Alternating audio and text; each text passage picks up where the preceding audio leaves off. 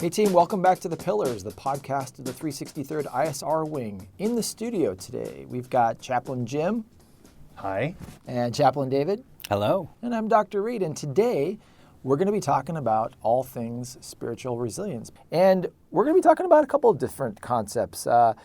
Chaplain David is going to give us an introduction, kind of tell us about his sordid career in the Army before coming to the Air Force. And then Jim is going to talk about the spiritual board of directors, a concept that was just introduced to me today. But I thought it worthwhile, being that this is the first time that we're lucky enough to have Chaplain David with us for a podcast, that you would do a little bit of an introduction for us. And I'll set you up. Okay. Because yesterday you and I were having a really interesting conversation out in the parking lot after work. And you were telling me about your very interesting career back in Army counterintelligence. Talk to us about that and how you made the transition to being a chaplain in the Air Force. Wow.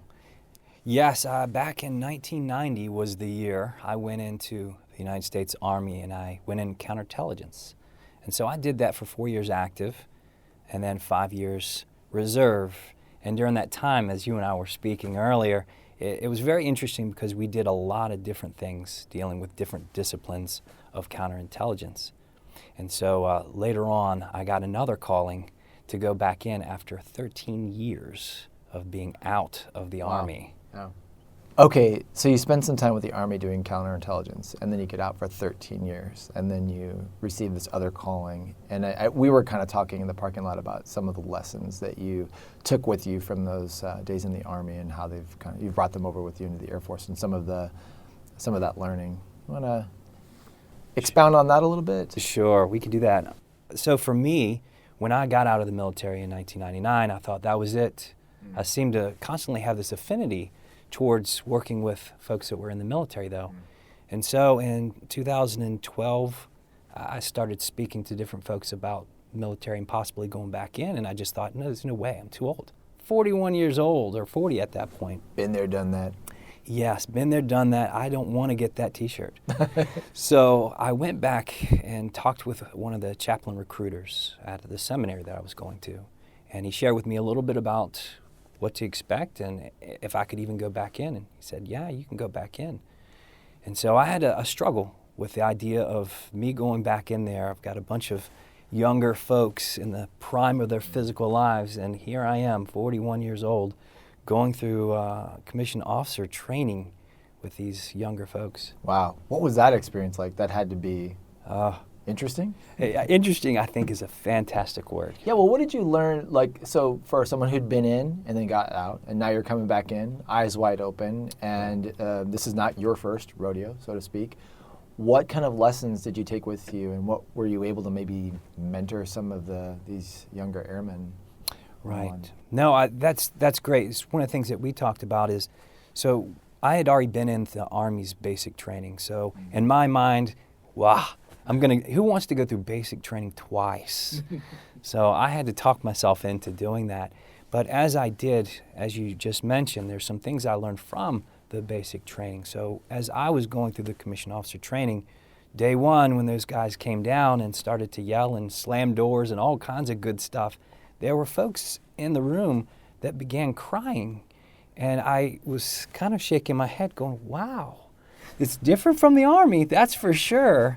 But because I had gone through the training with the Army, it helped me to go, okay, I know what's going on here. This is a process of building you up, tearing you down, then building you up. So there you were. There I was, just surrounded by folks that were having some struggles. Mm-hmm. And so it was helpful, my previous experience, and this is one of the things I've noticed is oftentimes when we go through the difficult struggles, we tend to we don't want to be in it, so we do everything we can to get out of it as soon as possible in any way possible.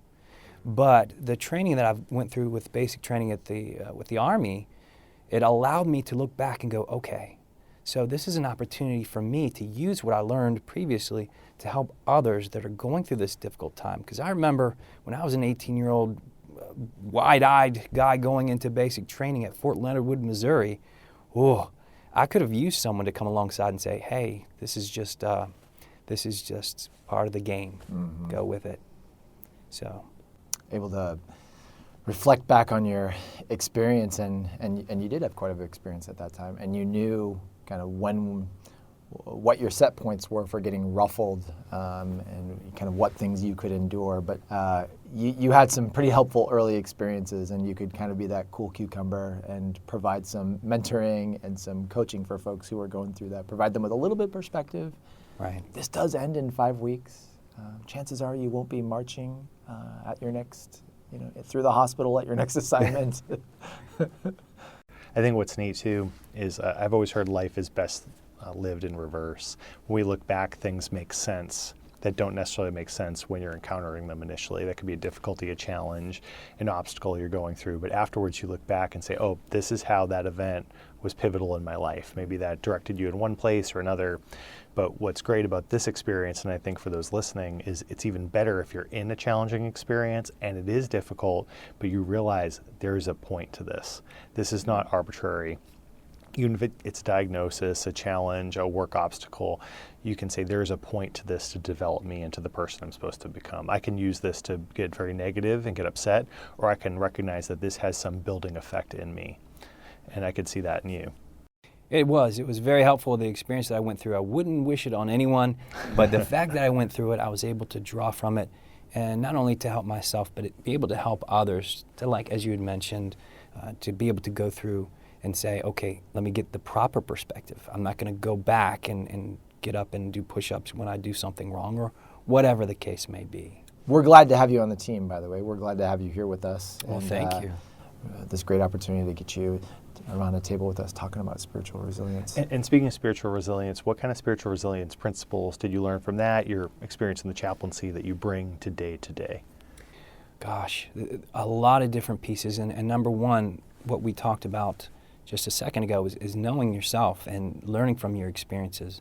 So learning from those experiences and what I could and couldn't handle. I can get beyond what I think I can get beyond. And number two was also always looking for an opportunity to help others. That takes the focus off of your own issue and helps others. I have got a purpose, I got a plan. It's not just about me. Let me help someone else. And be an encouragement. And live into those principles, because when you're acting those out, when you're demonstrating that, it becomes reality. That's awesome. That is great perspective, because I think about, I went through commissioned officer training a little bit later in life. I think I was 35 years old or something like that when I went through.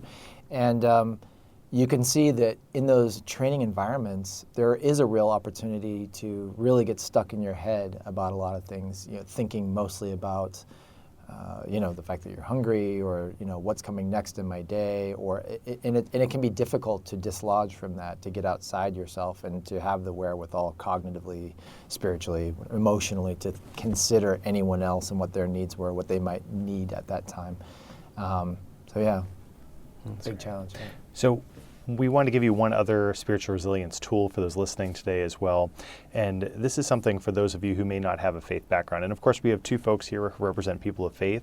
And Dr. Reed here, which I can share, he doesn't currently practice a faith of any kind. He'd consider himself an atheist in this point. And what's interesting is we all work on the same team. There's no issue here.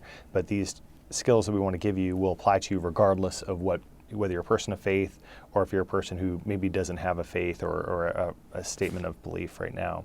Okay, so this is the concept. A spiritual board of directors. Now, if you can imagine, a board of directors, those are the people who contribute to a company, and they give you ideas to the CEO, the president, of how to move forward. If you can maybe want to think of this in mythology, you could think of the round table for our King Arthur and the round table, or even in the cabinet for the president. These are advisors to that key person. So for you, you can also have a spiritual board of directors, which are people who may have existed, currently exist, or might have been mythological folks. So for instance, you may have a president like George Washington, Lincoln. You may have Tesla, Franklin. You may have someone like Kanye West. I don't know, whoever it is on yours. Wow. You could have someone Britney Spears. You could have anyone on this. It doesn't matter, and it's limited only to your imagination. But what you want to do is assemble this board of directors intentionally in your mind, learn about them, learn how they either made or make decisions. You can read biography or news, so maybe some of those people might get edited out. But as you read about it, you'd say, as I approach this challenge, this obstacle, how would they do it? before we started recording, we were actually talking about the Revolutionary Army. So let's say George Washington was on yours, and you're thinking, wow, it's really bad in my work environment right now. Many of our facilities all across the world are having big challenges as we're growing and building, etc. So you could say, this is really terrible. This is the worst thing ever. And then you could reflect on the Revolutionary Army here in the United States and the winters they went through with frostbitten arms and legs and think, is this really that bad? Or could I push through? Like, how could I push myself through? Now, I'm not saying, okay, well, you should just put on a smiley face. Some of these conditions can be difficult. They can be challenging. I get it. But in other words, saying compare it and think, how would they deal with this similar situation and push through? And I don't know if you guys resonated with this, if you thought what would be a good example of someone you could put on your board of directors. Have you thought? I was captivated by this concept. Hearing it from you was the first time I had heard that, but I really like it. And I think informally I have my A team assembled in my mind, but I definitely need to go back and get more intentional about this and write this down on a piece of paper. So critical thinkers, philosophers, Neil deGrasse Tyson comes to mind. That's just because I like astronomy in addition to the kind of the way that he thinks about things. But yeah, so I really got to go back and do this. And your point is, Jim, that this will help us with our spiritual resiliency, because I'm thinking about, we're coming towards the summer, right? And you're talking about some of our facilities are lacking in air conditioning right now. We can joke about that or we can minimize that. But okay, if I'm so affected by the heat and that I get so stuck inside my head, like you were talking about, Chaplain David, right. That I don't have the wherewithal to reach out and sort of, if I can't get beyond my momentary discomfort, what use am I, and am I potentially a detriment to the workplace? Am I making things worse? It's already hot. We all got to kind of deal with that. But yeah, no, I agree. Yeah. No, it's perfect. And I'm just thinking back 2 summers ago, we didn't have air conditioning in our building. Yeah. And I remember coming in and it was just so unbelievably hot. And I was laughing because it was so bad. Because I had the choice in my mind. I can either make light of this and make a couple maybe jokes about certain places in the afterlife, or I could just get really grumpy. And I just said, I'm just going to bring joy to the situation. So that's a way I do it.